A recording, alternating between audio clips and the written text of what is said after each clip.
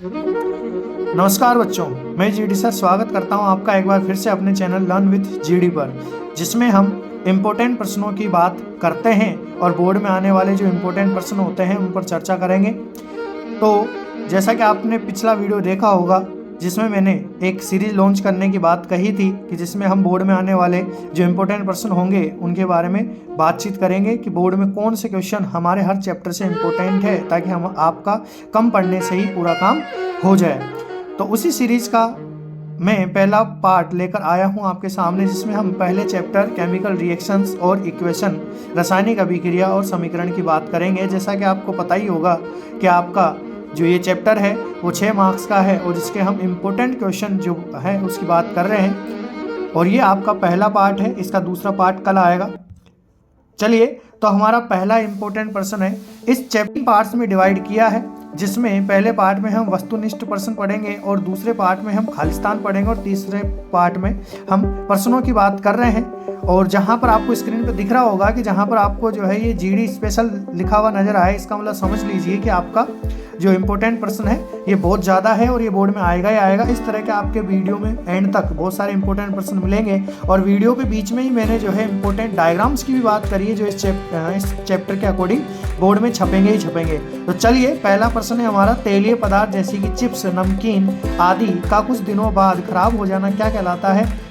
The spoiling of oily foods item like chips and snacks after a few days is called। देखिए बच्चों, बड़ा आसान सा प्रश्न है पहले चैप्टर का और ये आपको 100% आता होगा। अगर आता है तो जरूर अभी जाके जो है कमेंट कीजिए कि यस सर हमको ये प्रश्न आता है, क्योंकि आपके एग्जाम जो है कुछ ही दिनों में होने वाले हैं और अगर आपको ये प्रश्न आता नहीं है तो फिर बहुत बड़ी दिक्कत खड़ी हो सकती है। बाकी मैं अगर आपके साथ हुई तो आपको कोई दिक्कत लेने की जरूरत नहीं है। इस टाइप के मैं बहुत सारे प्रश्न बताता ही रहूँगा, लेकिन फिर भी आपको ये प्रश्न आना चाहिए। तो इसका आंसर जो है आपको पता ही होगा, कोई दिक्कत की बात नहीं है। आगे हम बात करते हैं दूसरा प्रश्न, फेरस सल्फेट क्रिस्टल का रंग कैसा होता है? The colour of ferrous sulphate crystal is श्वेत, हरा, लाल, भूरा, व्हाइट, ग्रीन, रेड, ब्राउन। अब बच्चों आप सोच रहे होंगे कि इनके आंसर कहाँ हैं, तो आपको पता होना चाहिए, जो बच्चे मेरे से पढ़ रहे हैं उनको पता होगा कि ये प्रश्न कहाँ से लिए गए हैं, जैसा कि मैंने पिछले वीडियो में बताया भी था।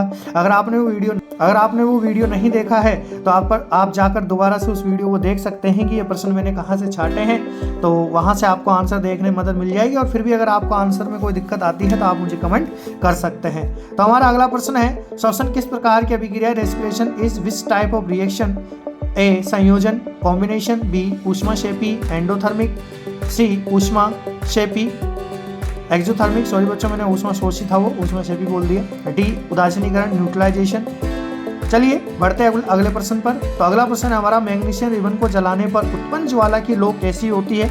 The flame produced by burning a magnesium ribbon is called A red लाल, बी नीली, सी पीली येलो, डी चमकदार श्वेत डेजलिंग व्हाइट। तो आपको ये क्वेश्चन का भी आंसर पता होना चाहिए कि आपका इसका आंसर क्या होगा। बहुत इंपॉर्टेंट प्रश्न है। देखिए बच्चों, इस चैप्टर से जो है रंग वाले प्रश्न पूछे जाते हैं, इसलिए मैंने यहाँ पर रंग वाले एमसीक्यू और खालिस्तान ऐड करने की पूरी कोशिश करी है।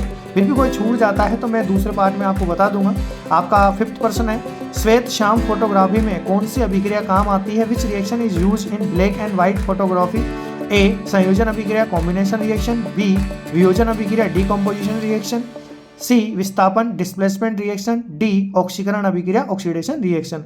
ये जीडी स्पेशल है तो ये बोर्ड में आने के चांस इसके बहुत ज़्यादा हैं। अब बढ़ते हैं हम दूसरे पार्ट की तरफ, जिसमें हम रिक्त स्थानों की बात करेंगे, फिल इन द ब्लैंक्स। किसी पदार्थ में ऑक्सीजन का योग एवं ऑक्सीजन का निकलना क्या कहलाता है? तो ये आपको बताना है। जब ऑक्सीजन का योग होता है तो वो क्या होता है, और ऑक्सीजन का निकलना होता है तो क्या होता है। वैसे आपके जो है 2 खालिस्तान वाला कोई क्वेश्चन नहीं आएगा, लेकिन फिर भी आप प्रैक्टिस के लिए कर लेना। फिर दूसरा है आपका, अवक्षेपण अभिक्रिया में अविलेय क्या बनता है आपका? In precipitation reaction and insoluble blank is form. वे रिएक्शन जिनमें ऊष्मा बाहर निकलती है, reaction in which heat is release are called blank reaction. तो ये आपके प्रश्न आते होंगे, और अगर आपको नहीं आते हैं तो आप कमेंट में कर सकते हैं कि आपको कौन से प्रश्न नहीं आते हैं, तो मैं आपको जरूर बता दूंगा।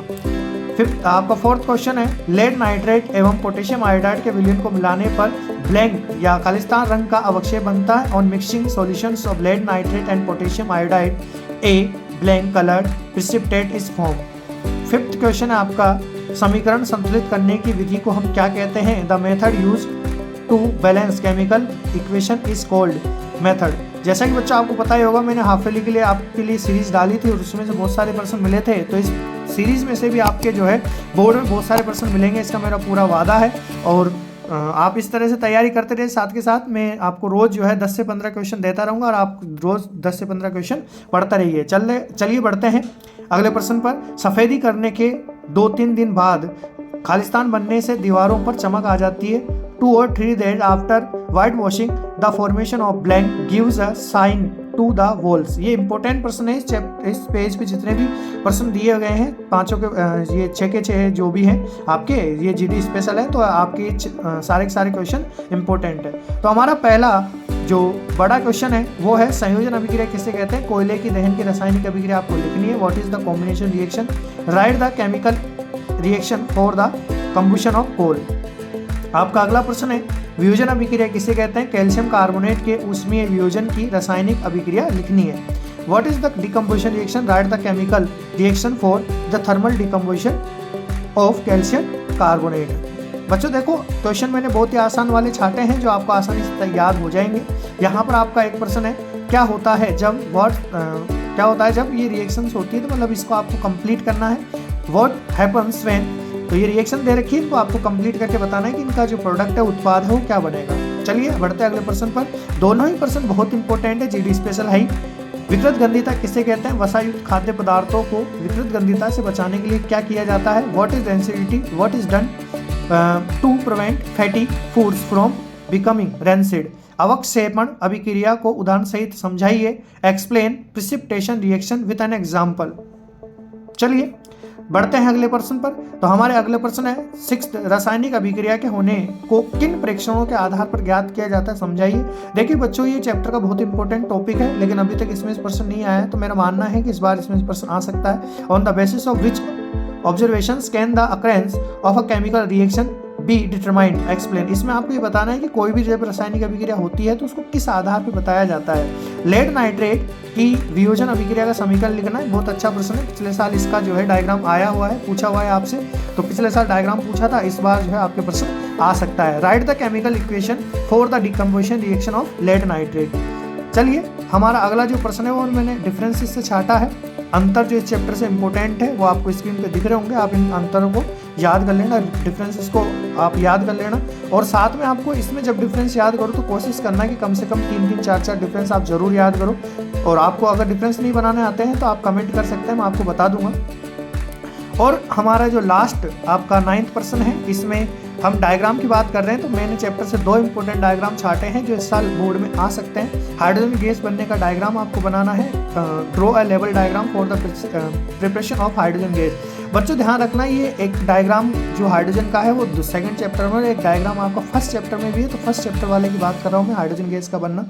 और वो जो दूसरे चैप्टर में है वो आपके हाइड्रोजन का टेस्ट है कि हाइड्रोजन का टेस्ट किस तरह से किया जाता है। ये हाइड्रोजन के बनने का नामांकित चित्र है, तो आपको बुक के पहले दूसरे पेज पे ही मिल जाएगा जहाँ पे आपका चैप्टर स्टार्ट होता है। और आपका 2nd डायग्राम है जल के विद्युत अपघटन की विद्युत विधि का नामांकित चित्र बनाना। ड्रॉ ए लेवल diagram of process of electrolysis of water and draw a diagram. ये प्रश्न थोड़ा गलत टाइप हो गया है, आपको समझ गए होंगे कि आपको वाटर ऑफ इलेक्ट्रोलाइसिस का डायग्राम बनाना है। ठीक है, तो ये था हमारा आज का इंटरेस्टिंग वीडियो। इसी तरह के वीडियो में अब पूरे महीने लेके आने वाला हूँ, तो जुड़ जाइए अपने चैनल से लर्न विद जीडी। और अपने जो दोस्त हैं जिनको एग्जाम को लेकर टेंशन होती है, तो आप जरूर जो है उनके साथ शेयर करिए। और मेहनत लगती है वीडियो बनाने में, तो आप इस वीडियो को लाइक करें ताकि मेरा भी मोटिवेशन बना रहे। मिलते हैं अगले पार्ट में इस चैप्टर के।